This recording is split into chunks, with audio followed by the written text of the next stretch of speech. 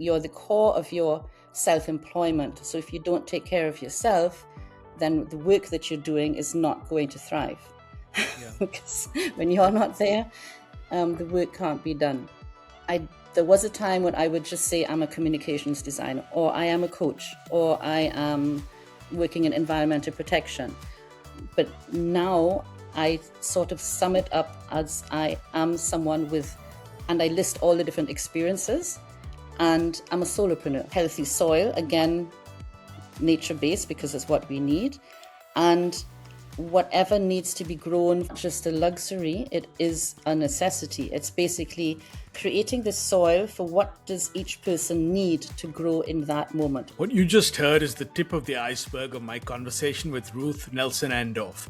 In this episode, we get into the many lives she has lived and how every single one of them shaped how she thinks about building a business, what multi-hyphenate founders actually do with all those hats, why information alone never moves people, and what healthy soil really means for a solopreneur trying to grow without burning out. This is Unfiltered Solopreneur. I'm Nikhil. Let's dive in.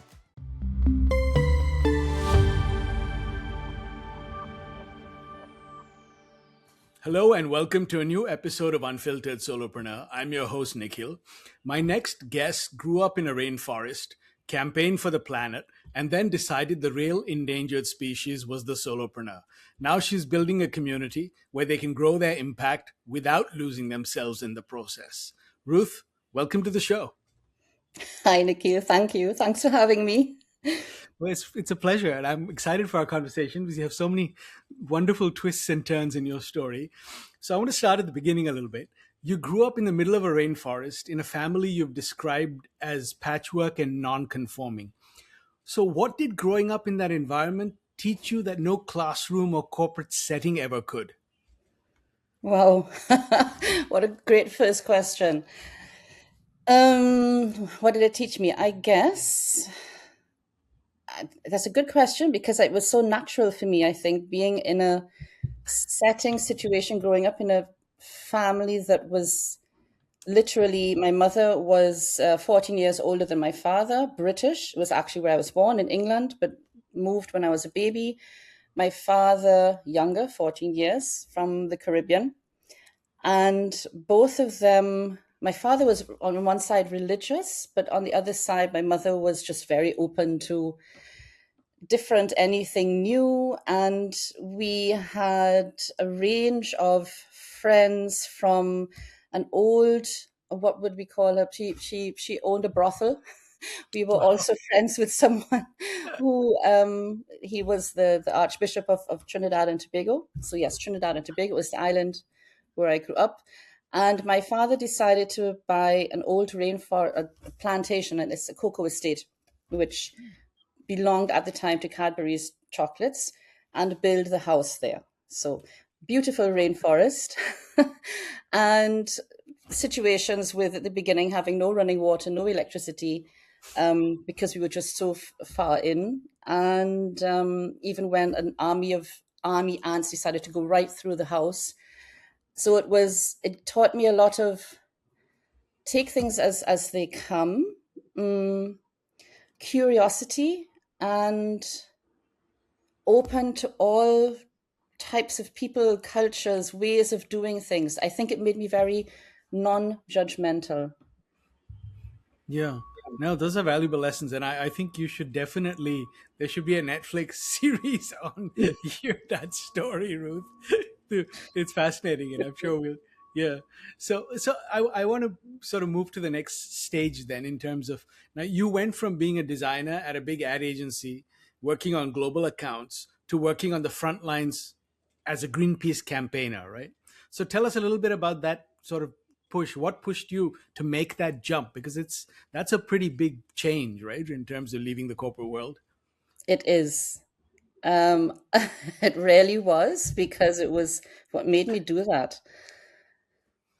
I guess maybe the balance of both passions that I had. So one, I grew up passionate about nature without realizing maybe at the time not how passionate I was about animals, wildlife, from my parents as well. And on the other hand, I was passionate about creating, painting, art, design, and just this creative world. And that's what I decided to pursue, even though I was told that artists die poor. I said, okay, I'll become a graphic artist, go into advertising, which I did. Um, Large advertising agency in the middle of Hamburg, posh, my own office, running, as you said, a lot of large accounts, and then went there to go into packaging design, then self-employed as a self-employed designer.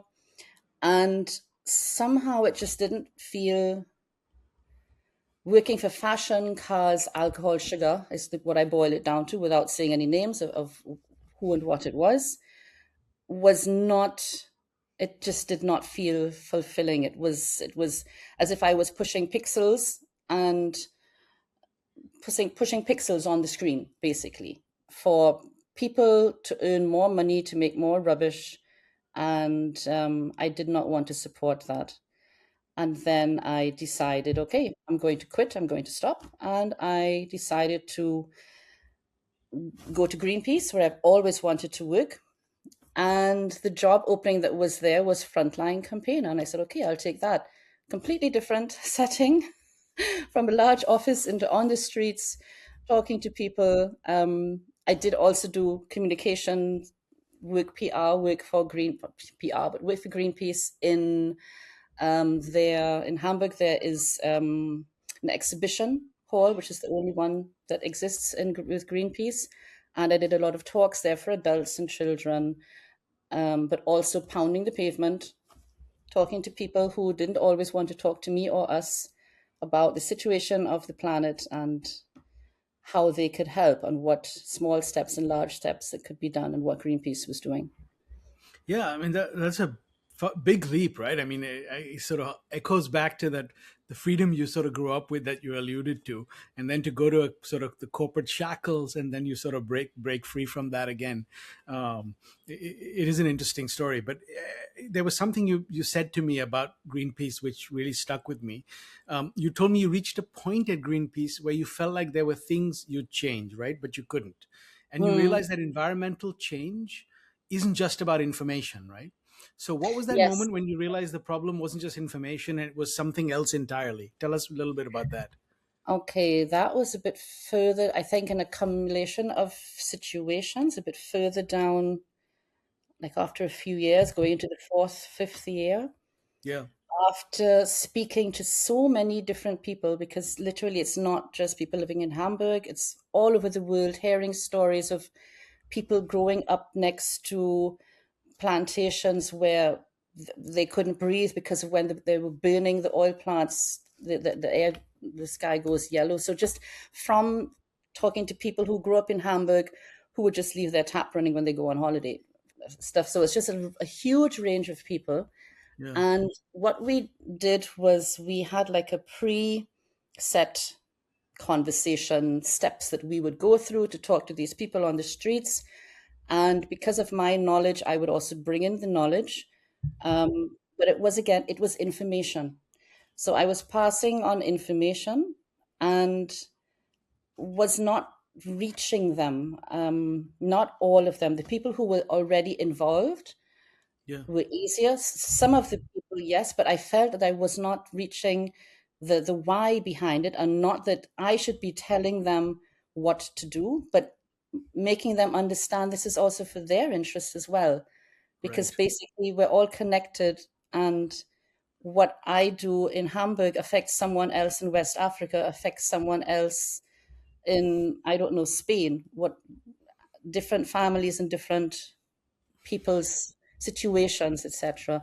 And I think it was in the fourth year that it was just, I realized this is not working on a scale that I would like it to work for me personally. I'm not saying that what Greenpeace does is it's good, but it's what my goal was, to reach people and to support people, especially who are doing this work on their own and not in a big organization. So I'm not sure if I'm answering your question, Yeah, But no, you absolutely are. Yeah, yeah. No, and I think it's interesting because we'll sort of get into this a little more, but it's like you have to connect with people on a level that sort of touches them, right? And I think that's information is information unless it's relevant, right? And also, you can yeah. take the same information and understand, you have to learn how to make that relevant to different individuals, like you said, in different situations, right? Mm, And then mm. help them connect the dots to the bigger picture. So, and I think that's been one of the failures of, and we can get into this in a completely different podcast, but environmental, doom, if you like, right? It just feels like there's too much information, and to the point where you feel like turning off a light switch is not going to make any difference because the problem is so big. So how do you break Yes, that down yes, for people, yeah. right? Mm, yeah. And I think also I wouldn't have probably understood that properly if I'd never put myself in the position of just having these conversations Yeah, directly with so many different and children as well. Situations where I would approach a family and the parents, I remember that vividly, the parents sort of walking away, okay, let's not get engaged in conversation. And the daughter, about 8 or 9, staying there and saying, I think in protecting our environment is really good. And I like what you're doing. Can you tell me a bit more about what you're doing? And for me, that was just so symbolic. It wasn't just the moment, it was this child is the future.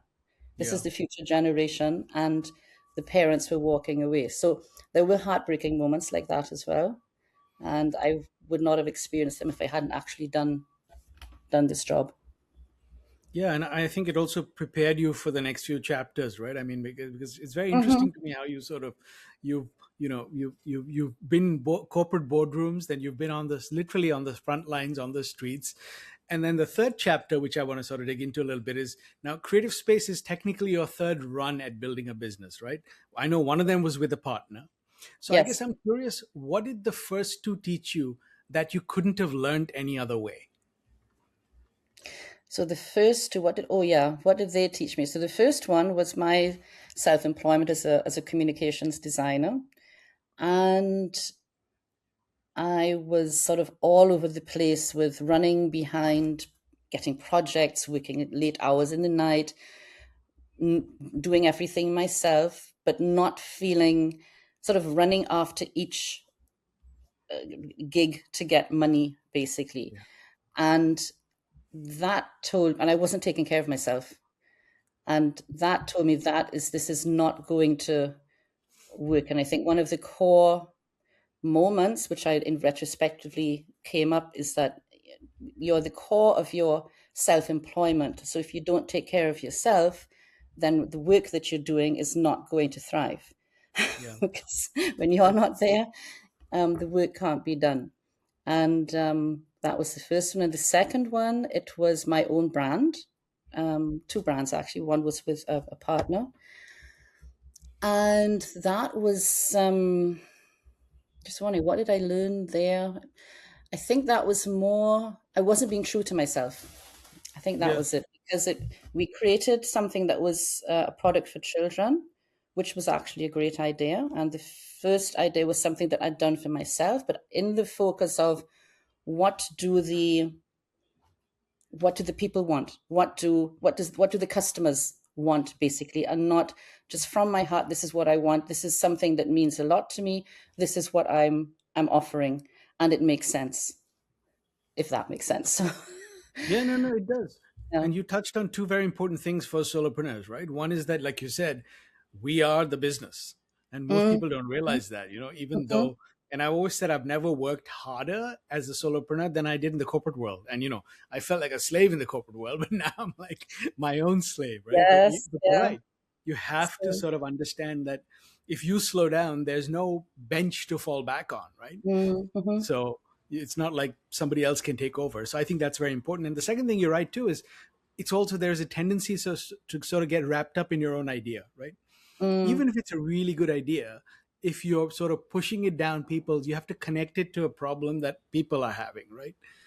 So even mhm, and that's one of the, and we'll get into brand building too, is like, a lot of really great ideas fail because people don't see the value for mm, themselves, mhm. right?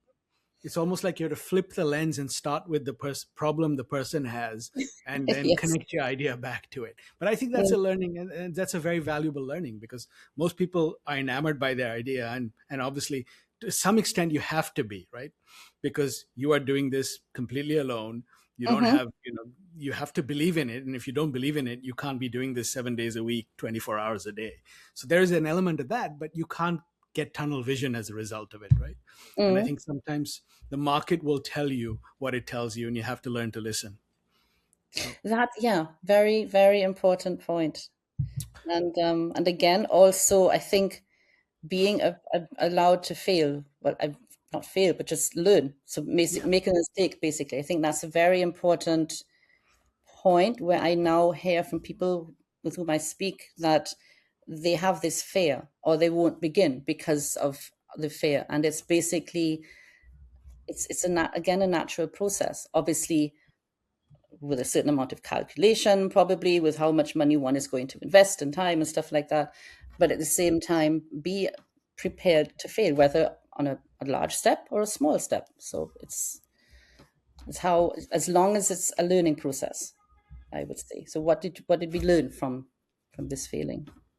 yeah, I completely agree with you. In fact, I always say that, there's no failure unless you walk away without having learned anything, right? And that's Yeah. exactly the point you made. Is like, th- and that's necessary to actually get to something successful. I do believe Mm-hmm. that. And I also believe that a lot of this you can't learn from a textbook or from someone else, right?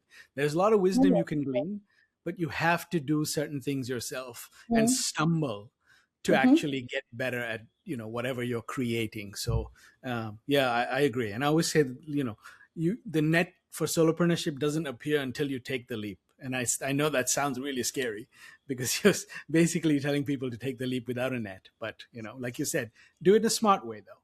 And we'll get into how you're building Creative Space. I think there's some really interesting lessons there, in terms of how you're building out the creative space. So we'll get into that. But I want to talk a little bit about brand building and marketing.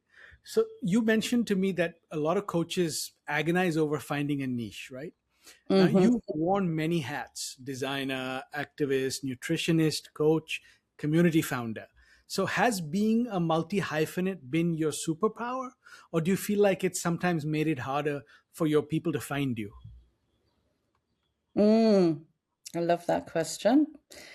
Um, at the beginning, I think I automatically always said I am just one of the hats, because I hadn't sort of connected as yet how these multi hats were helping me basically to create where I am now and what I'm doing then. Without these hats, I wouldn't be, with all the different things that I've tried and done and excelled at and learned, etc. I wouldn't be where I am now. So there was a time when I would just say I'm a communications designer, or I am a coach, or I am working in environmental protection. But now I sort of sum it up as I am someone with, and I list all the different experiences, and I'm a solopreneur, Yeah. and I'm bringing all of these experiences into what I'm offering. So, and I think the niche is, I've had over the years many, again, where I've working supporting coaches, many conversations with coaches where this this is really the top questions they have. So what about my niche? How do I start my niche? Do I have one? Should I just offer what are my services to everyone? Should I narrow down? And it's a top question, and it's an important question. And I have tried, because it's not my expertise with brand building, but at the same time, I try to say that it is a business. It's like having a conversation with someone. And if you think of yourself doing your work every day, would you be are you wanting to speak to pensioners, because these are the people that you're dealing with? Do you want to be dealing with teenagers? Do you want to be dealing with corporate? Do you want to be dealing with single women? So who are you connecting with, basically? And if it's all of these people, what is the central message or what is the central point? That's sort of the way I try to explain it, because it's a matter of just understanding what is the connection, like what is the red thread maybe holding these different people together, or what is the red thread that is the direct line to one of the groups. And also, many coaches that I have spoken to, they have some background in other, they've come from corporate, or they have a background in a totally different area. And I always encourage them to bring that in, because it's a part of them. It's not lost. It's not, Yeah. or shouldn't be ignored, and could even sometimes what is the connection? Because this is what they chose to do. Even if they've reached a point where I was as a communications designer, and they say, okay, I can't do this anymore. I'm not feeling fulfilled. There was something that fulfilled them in the beginning. There was some interest that they had. And how can they bring that into the coaching world that they're doing now? Because again, it's about communication, connection with your client, and knowledge that you're using. It's not lost. So don't sort of ignore the knowledge that you've gathered through the years. Just like put all of that in a basket, everything that's relevant to you, which is your learning and your experience. You say, this is what I'd like to put into my basket going forward for whatever you're doing as a coach or solopreneur. Yeah. Yeah, no, you're absolutely right, and I think that is, the nugget that you hit on is absolutely true, which is it's first understanding who you want to connect with, right, and the problem you Mm, want to solve for them, and then you're right, you don't hide parts of who you are. I always say you can't build a solo brand; you can only excavate it. So I think then you go back and sort of look at how my experiences, like you said, shaped my perspective, my point of view, the passion, and sort of the problem that I'm helping you solve, right? Because all of those things are valuable. Like we just mm, talked about your background, right? All of those experiences shape who you are and have brought you to this point, but you still mm-hmm, have to sharpen the tip of the spear, right? Because mm-hmm. otherwise you're just sort of throwing the kitchen sink at it.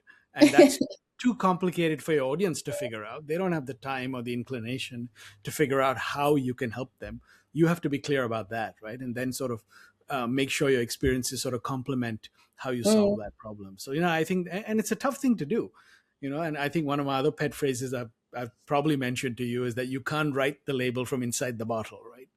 So you have to I sort of, like that. there's always that 20% where you have to help somebody pull you out, and you co-create the ingredients, because you can't see what you can't see. So, Mm, but yeah, it's tough, but you have to do it though, because otherwise you sort of get, you blend into the sea of sameness out there. mm-hmm.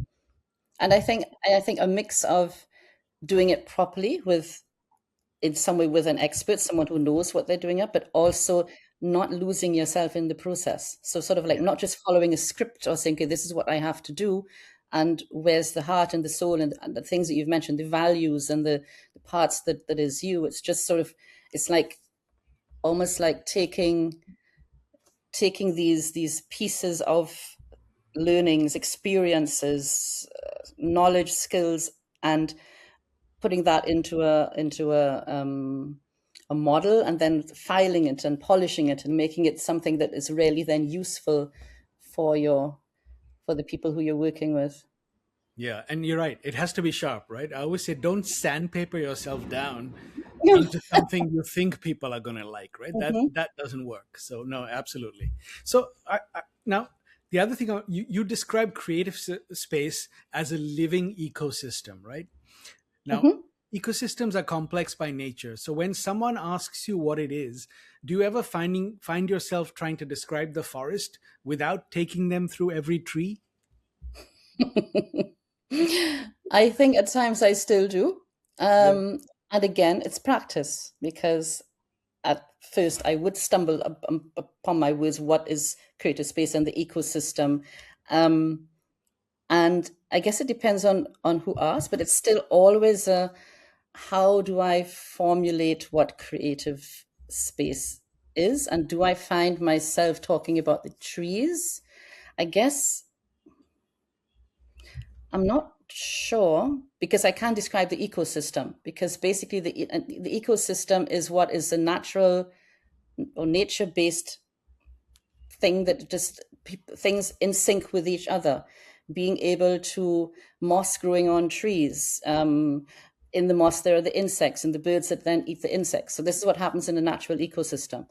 And I guess what we're doing is learning from one another, being together, being stronger together, sharing resources, co-creating, learning possibilities. So it's not just this is the information that you're getting and Yeah.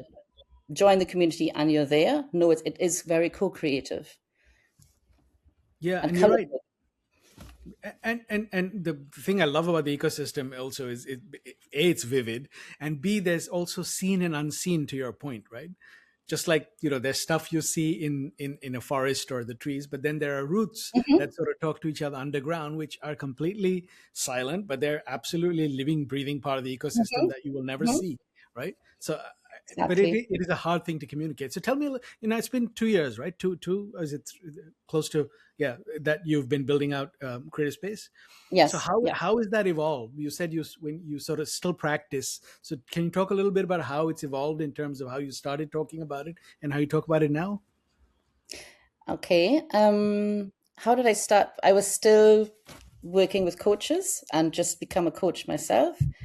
And I guess one of the first questions was because the coaches always needed support with business development, finding their niche, etc.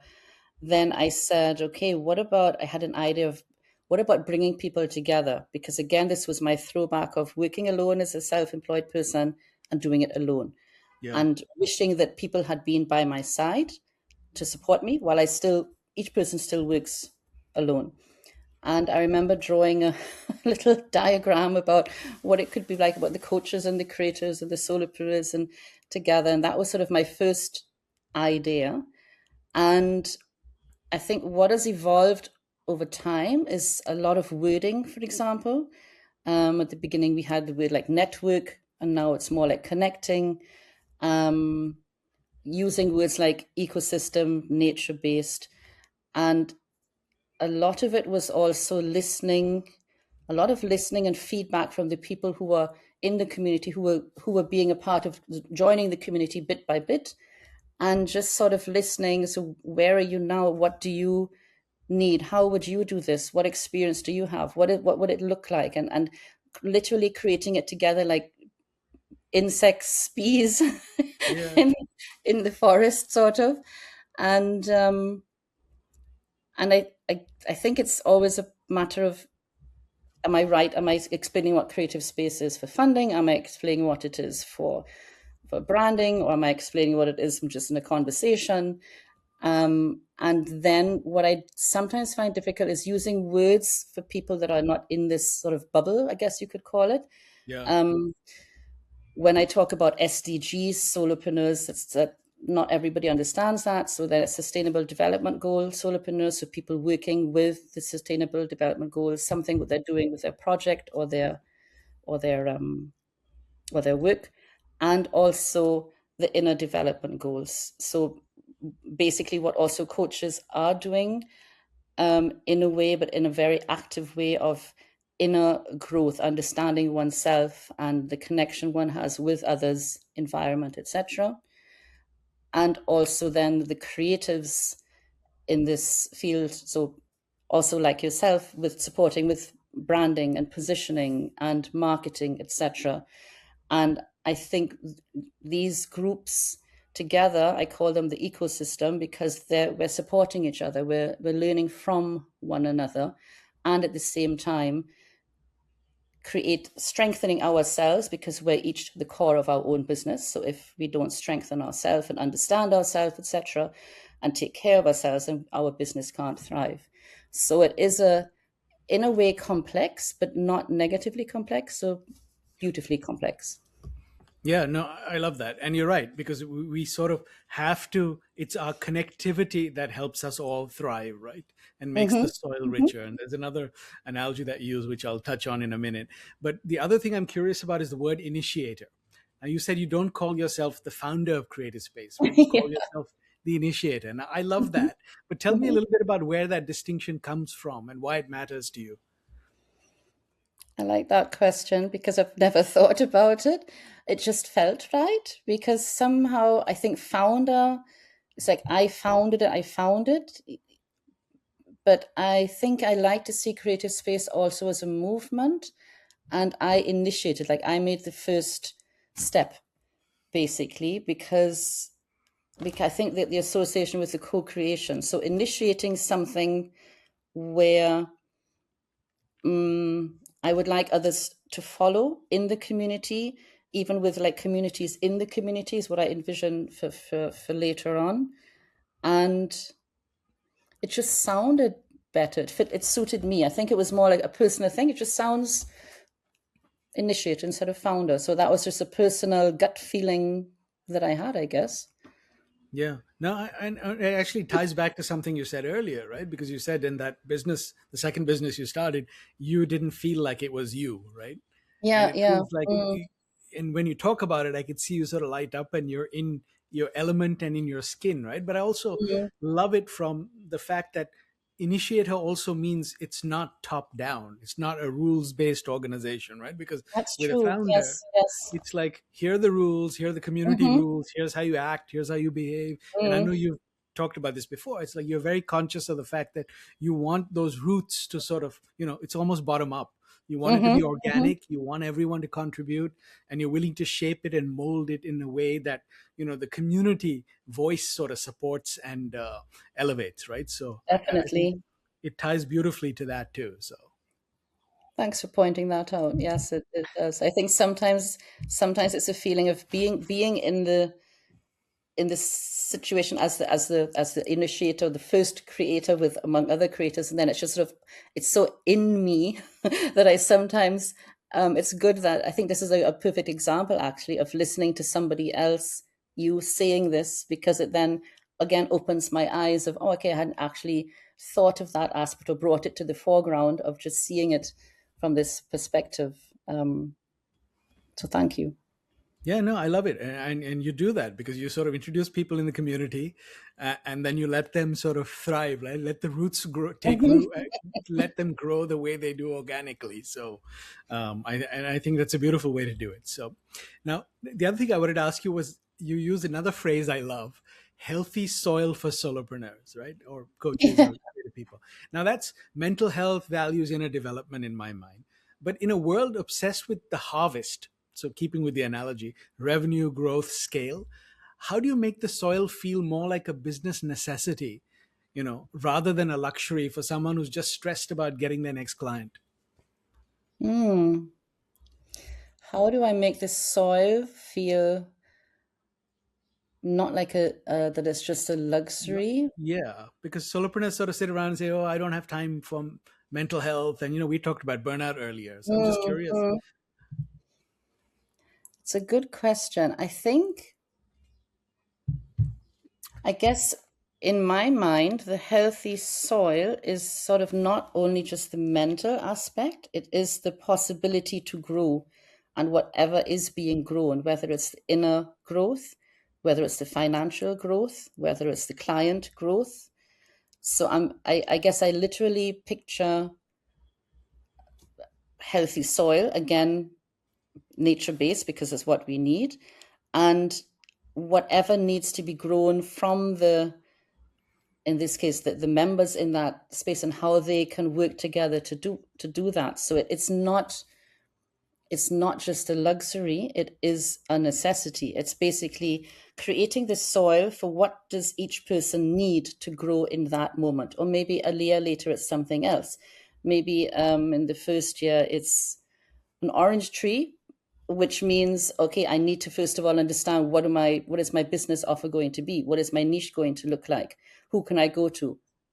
Nikhil, for example. Maybe a year later, it is okay. Now that I have it, now I want clients. So then I'm going to grow an apple tree, which is basically the clients, because we have so many different professions, and it's happening already. Creatives getting clients with coaches and vice versa. So it is growing what you need, and I think that is where it comes in with the initiator, because it's always understanding from the community, what do you need, what part of the soil has to be in place, does it need more magnesium or whatever, what does it has to be in place so that you can grow that, and not only you but other parts of the members together to then co-create and exchange skills, whatever it is, get your services.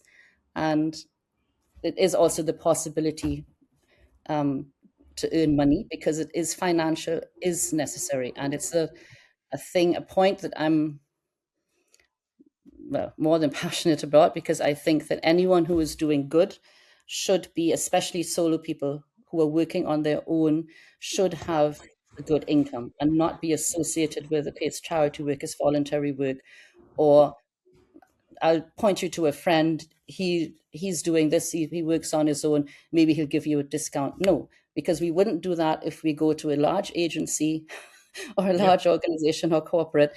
Yeah. And solopreneurs have to live, and especially solopreneurs who are doing good. And that's why there is this possibility within the community. There is a possibility also to earn money, to exchange services, paid services, to create proper programs, events, courses, learning, so that one can learn from each other, and you can do that for money, because that's what we need. That yeah, that's a topic that that really does sort of give an itch, because I think that solopreneurs need to have fair pay and be financially stable, even more than that.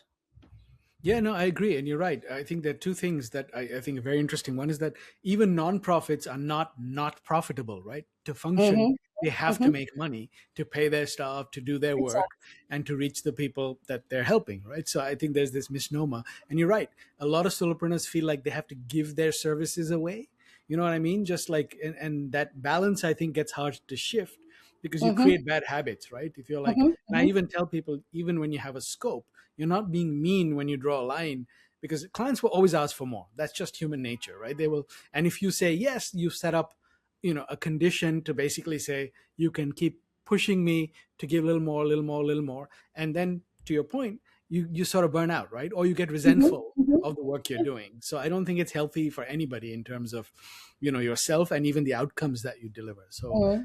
I agree. And I think that is a mindset shift that needs to happen, because it's amazing how many people I've had Definitely. on this show who tell me, when I was desperate, I was trying to make money, I didn't make money. The moment I stopped being desperate, and to your point earlier, just sort of, understood how I could help others, the value I could provide, and I stopped stressing about that piece, I started making money, right? Mm-hmm. Mm-hmm. So, but I'm Mm-hmm. not sure if there's a you just have to sort of do to get there. And like you said too, I think if you overtill the soil, you erode the soil, there is no harvest next year, right? So you may get short That's, term yeah, benefit, exactly. Yeah. but you're Mm-hmm. not going to have any long term gain unless you tend Mm-hmm. to the soil. And like you said, every season you look at, okay, what do I need now, right? What does the next harvest need to be? Like you said, an apple tree next year may be what I need versus what I need today. So I, I think that's really important, but it's something I think people sort of have to get to that realization slowly, right? That don't you can provide value, absolutely, but don't give everything away free. So I think it's an No, important no. lesson. Yeah, See it as a business, and know your worth, and understand, basically there are bills to be paid. yeah, So it's it's just as you wouldn't go to your boss and say, okay, I'll go and work for free now, or I'll do 50%. And if you're the boss of your own business, you have to respect that for yourself as well.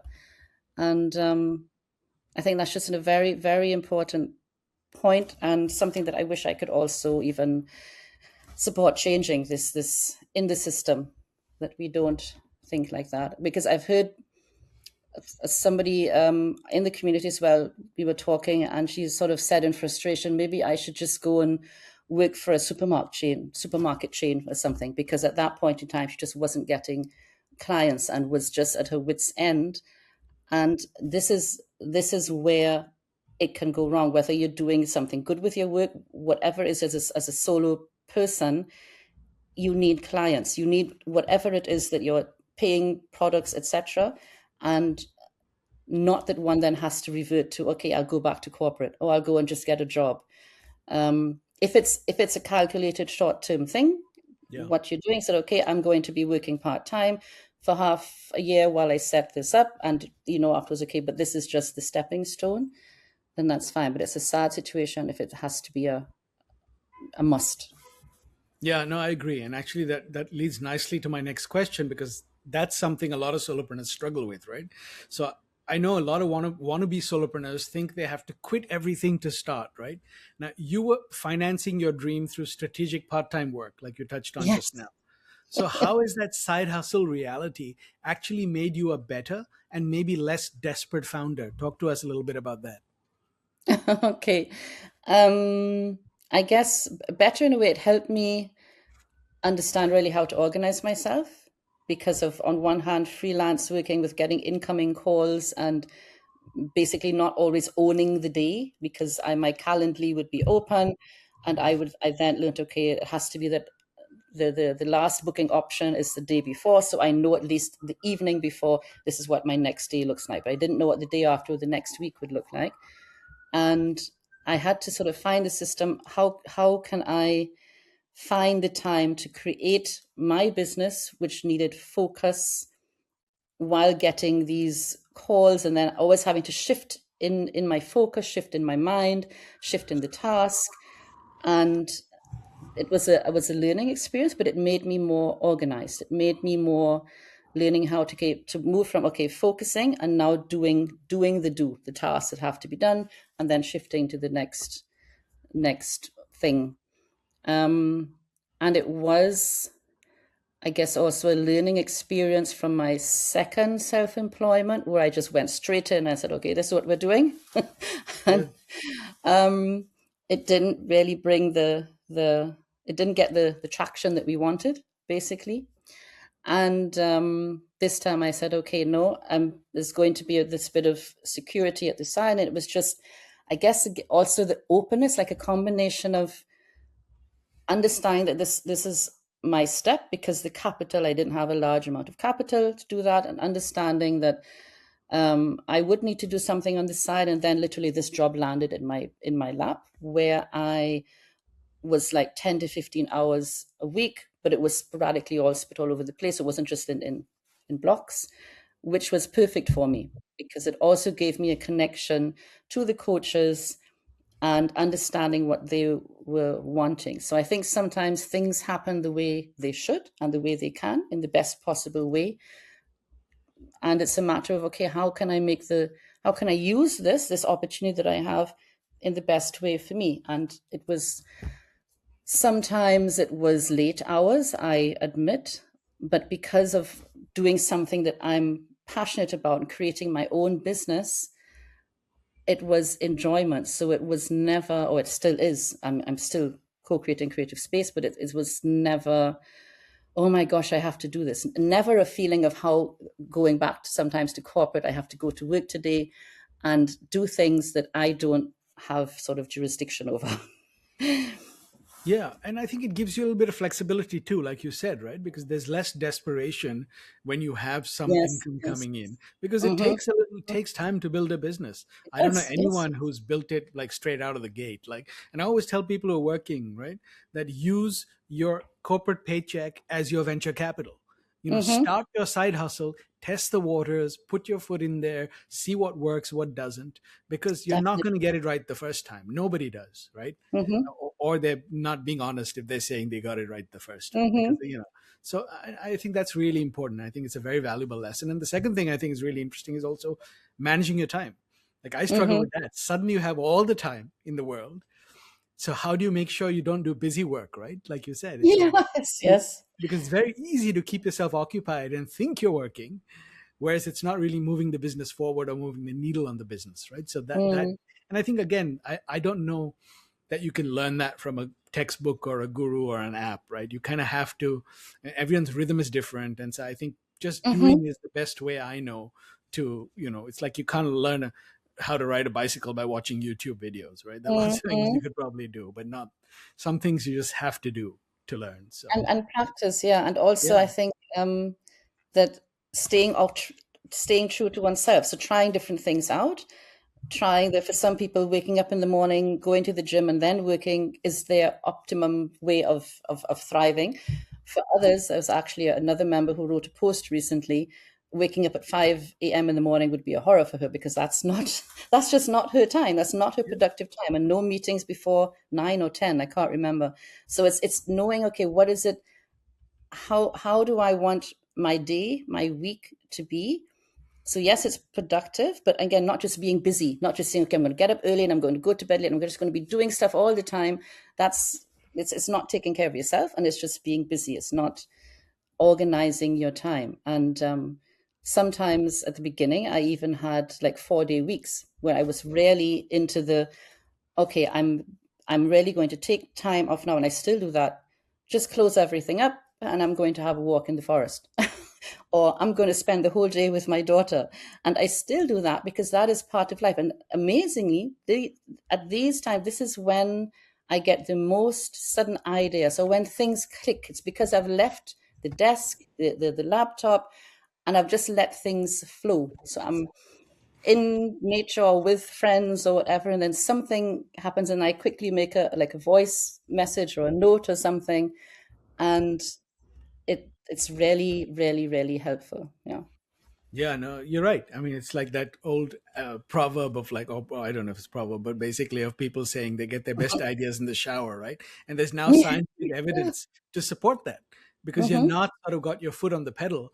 And Mm-hmm. your brain is an organ, it's not a muscle, but it behaves like a muscle. If you Mm-hmm. overuse it, it's like the soil, right? You're going to reach a point where just the productivity gains diminish, right? So yeah, Mm-hmm. I totally agree. So the other thing I wanted to ask is, you said you wanted to build something beyond trading hours for income, right? You touched on that a little Mm-hmm. earlier. So what helped you start thinking beyond that model? And let me ask you now, what's the first practical shift you would advise to someone who's sort of still stuck in that cycle of selling hours for work? Hmm. I guess, to be fair, I think sometimes selling hours for work is what some people would want to do. Hmm. I guess there's just this difference between freelancer and solopreneur. Freelancer is normally working on projects or selling hours for work, like a coach. Yeah. Whereas a solopreneur is oftentimes creating something larger that is scalable, and where it's more, again, this necessary systems thinking, having the overview of everything, understanding all the different parts, how they connect, and how where the bridges are between, and just having, I think the main sentence is having this overview of what you're doing. So not really being in the system of output, input, output. This is the work I'm doing, input. This is the money I'm getting, and this is the time I spent on it, and this is the bill. So I personally don't think there's a right or a wrong for either. It's just understanding that there's a difference, and Yeah. understanding, what do you want? Do you want to build a coaching school? That's the solopreneur. Do you want to offer coaching on a one-to-one basis or team coaching or whatever it is? That's the freelancer, the self-employed. So both are self-employed. It's just a different way of working. Because of having experienced the one-to-one, I found that it interesting, but I think I was just always more pulled to, how can I create it even bigger and use this possibility I have of being able to always have this overview and understanding the system, and understanding how to work with it, and even to the point of a slightly passive income, which is also possible, not always in the sense of a nonprofit, but it is to the sense of there can be a passive income, because basically you're creating something that brings income, where it doesn't matter if you're on holiday for a week or something, because the system is still working, the engines are still running, basically. Yeah. It No, takes more, it does take a bit more. It takes more understanding of the overview, understanding of what you want your vision to be at the end, but at the same time on the path being completely ready to fall flat on your face, scale the mountain, sidestep, take a completely different path if you realize, okay, that's not working. So being very flexible, but always in the flexibility, always understand this is the vision that I want, and understanding the clear vision of what you want. So it's a larger process, it's a bigger process. And I think it also takes patience, but Yeah. enjoying the ride on the way. True. And I like that you said it's a conscious, you should be happy with that decision, right? Whichever Mm, way you decide to do it. I think as long as it doesn't become a trap, right? Because I know so many people sort of feel like I'm just like, for me, the realization was, I love this. It's a favorite story of mine, was how Picasso was sitting in a restaurant. He was doodling something on a napkin, and then he crumpled it and threw it. This woman walks over, picks it up, and says, oh, like she's walking away with it. He says, excuse me, that'll be 20 million euros. And she was like, but you just threw it away. And he's like, yeah, but that scribble, that what I just threw away, took me 30 years to create, right? So that's the way I think of value too. It's like my one mhm, hour is mhm. 30 years of experience you're getting in that 1 hour right now. Yes, yes, that as So well. Yes. that was the realization for me, that I'm, my hourly rate is not reflecting the value that I provide and the depth and breadth of experience of what we were talking about earlier. But Mm, again, it's a journey, right? You start out, yeah, I think, yeah. and then 100%. you sort of, yeah, go Yeah, ahead. 100% what you're saying. And also, it's not only the 30 years of experience that brings you to this hour of the whatever it is that you're doing, but also for the person on the receiving end, for them, it's then bringing, what is it bringing? Maybe more clarity in their own work, and therefore more income for them. So Yeah. it's not just, it can't be seen as just an hour's work. Yes, Yeah. true. No, and I think that's, again, like you said, I love that you said you sort of be conscious and be happy with the choice you've made, right? There isn't Mm. a right or wrong. So, if we were to grab coffee 3 years from now, Ruth, what do you want to achieve? What's different? What have you built? Where are you? Nice question. 3 years from now, I will be over the so-called 5-year phase of a startup. the first, the first 5 years that are supposed to be so rocky and scary. So I will be sort of out of the woods, and creative space will be a flourishing nonprofit organization that is supporting thousands of community members worldwide, because we are already global, but even more. And we will be, I will be enjoying seeing even more of the outcomes of what is happening from solopreneurs, coaches, creatives, whatever they're doing, because they're flourishing, that their impact, basically helping other people, environment, whatever it is that they're doing, that there are the stories that are being told, that this is happening and that's happening, and this family, I've built one more school, or I now have a new sustainable travel location, and there are 50 guests coming next month, or whatever the story is. Or my podcast now has, I don't know, so many 10 guests a month, and I'm just so excited about being able to talk to these new members who are coming in. So this is what I envision. So really expanding in, and using the word expanding, that I'm seeing the wider ripple of what I've initiated, and being able to appreciate it, and at the same time maybe take more breaks. Yeah.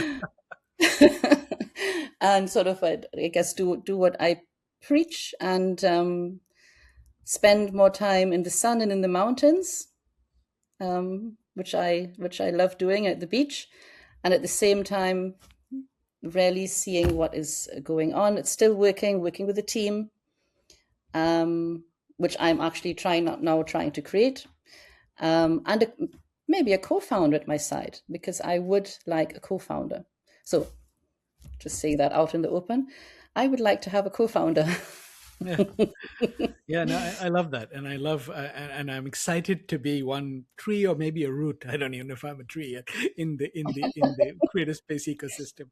So, if you could offer one piece of advice to somebody wanting to start their solopreneur journey, what would you tell them? One piece of advice: have a good balance of being true to yourself and being realistic at the same time. Offer more. Have people around you. Don't Yeah. try and do it alone. Be open. Have an open mindset, a growth mindset of being able to listen to feedback that at the moment might not sound good. It might sound, oh my gosh, why are you saying that? But then if you turn it around, it's important feedback, negative and positive. Mm, make sure it's something that you really enjoy, because it's going to take a lot of your time and energy and juice, basically. And please do something good. Yes. Yeah. Yeah, No, do valuable something good. advice. Yeah, because you're right. It is a lonely journey, and you find your tribe. So, Yes, and find your yeah, tribe. Yes. it's very important. So, is there anything else you'd like to share with our listeners that we haven't covered, Ruth? Mm. Is there anything else that I'd like to share? Not at this present moment. I'm sure that if I had the time to think, so I'm more of a question taker. But I think, yeah, maybe check us out, do good. Mm, yeah, I think that's it for now. Yeah, and don't forget to make money, right? And don't That's forget to make important too. money. Yeah. Yes, and make money. Yeah. So that brings us to our rapid fire round. I'm just going to throw 5 questions at you and just Hmm. tell us what comes to mind. So, finish this sentence. Most people think running a community is about connection. Actually, it's about. It's about being in the community and enjoying communicating with those around you. Yeah. What's one lesson from nature that most businesses should apply? Follow the flow, the seasons, the rhythm of nature. Yeah, I love that. One habit every solopreneur should steal from activists. Mm. Stay true to yourself and follow your gut passion. Yeah. What's one word that describes creative space that doesn't appear on your website? Okay. Infrastructure. Oh, okay. If you had a magic wand, what's one thing you'd change about the way the world sees solo business owners, solopreneurs? Mm. Oh, I love that last question.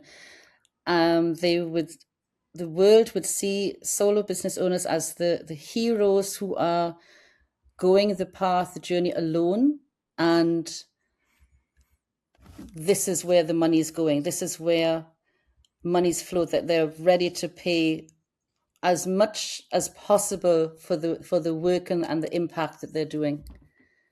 I can get behind that. And it's a lovely way to end the show, Ruth. So thank you so much for sharing Hmm. all your wonderful insights and your beautiful story. Thanks for having me, Nikhil. That conversation with Ruth holds a number of valuable lessons because she's lived through the exact evolution so many of us go through. That shift from being a slave to the corporate world to becoming a slave to ourselves as solopreneurs. The first lesson is about your background.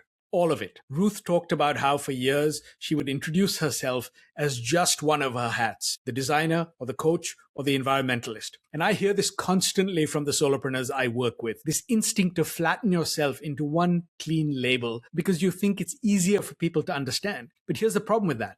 When you strip out your story, your history, you strip out your differentiation and the unique lens you bring, and you become generic. I always say you can't build a solo brand, you can only excavate it. In other words, it's already there. Your job isn't to invent something new, it's to dig up what your experiences have already built and put it to work. That's your edge. The question is how to connect the right pieces of your past to the specific problem you're solving today. The second lesson is about how you talk about what you do. Ruth said that at Greenpeace, she spent years delivering carefully crafted information to people on the street about environmental damage, about global consequences, and a lot of it didn't land. And the reason it didn't land wasn't because the information was wrong or bad.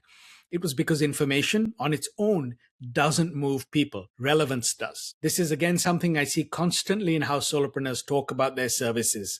They lead with what they do, their frameworks, their credentials, their methodology, and wonder why people aren't responding. But your audience isn't sitting around waiting to be educated. They're waiting to feel understood. The moment someone thinks, this person gets my situation, that's when they lean in. So before you explain what you do, make sure you've shown them that you understand what they're going through. Lead with their experience, not yours. Third, building a sustainable business sometimes requires a bridge. One of the most honest parts of the conversation was Ruth talking about financing the dream. There's this romantic narrative in solopreneurship that you're supposed to quit everything, jump off the cliff, and figure it out on the way down. But that approach doesn't work for everyone. The smarter path is to build with some stability underneath you through your corporate job, part-time work, consulting, or another income stream that gives you breathing room while the business takes shape. And that's not a lack of courage. It's actually a very strategic move. So if you're in that stage where your business isn't fully carrying the load yet, don't assume you're doing it wrong. Sometimes the bridge is exactly what allows the business to grow into something stronger. And the last one is about money, so pay attention. Ruth made a point that I think a lot of solopreneurs need to hear, and I love that she said it plainly. Doing good work doesn't mean you should work for free. There's this pattern I see, especially with mission-driven coaches, where undercharging feels like humility and charging properly feels somehow selfish. I'll say what I always say. Your hourly rate is not just 1 hour of work. It's every year of experience, every failure, every insight you've accumulated that you're bringing to that hour. Price accordingly. And if a client keeps pushing for more than the scope, holding that line isn't being difficult. It's being professional. My challenge to you this week, pick one place where you describe what you do. Your LinkedIn profile, your website, your bio. Right now, it probably starts with you. I'm a coach. I help companies with strategy. Flip it. Start with the situation your audience is already living in, the frustration, the moment they're stuck, the problem keeping them up at night. Rewrite just that one sentence so it starts with their experience, not your expertise, and see what happens. Thanks for listening to Unfiltered Solopreneur. If this conversation made you realize that the way you're talking about what you do might not be landing the way it should, that's exactly what we dig into in a free 45-minute brand clarity session. We go through your messaging live. I show you where the friction is and follow up with personalized scorecard and 2 specific pivots you can act on right away, whether we ever work together or not. The link is in the show notes. Until next time, keep breaking free from the corporate grind. And remember, your story is your most powerful asset. Live solo or die corporate.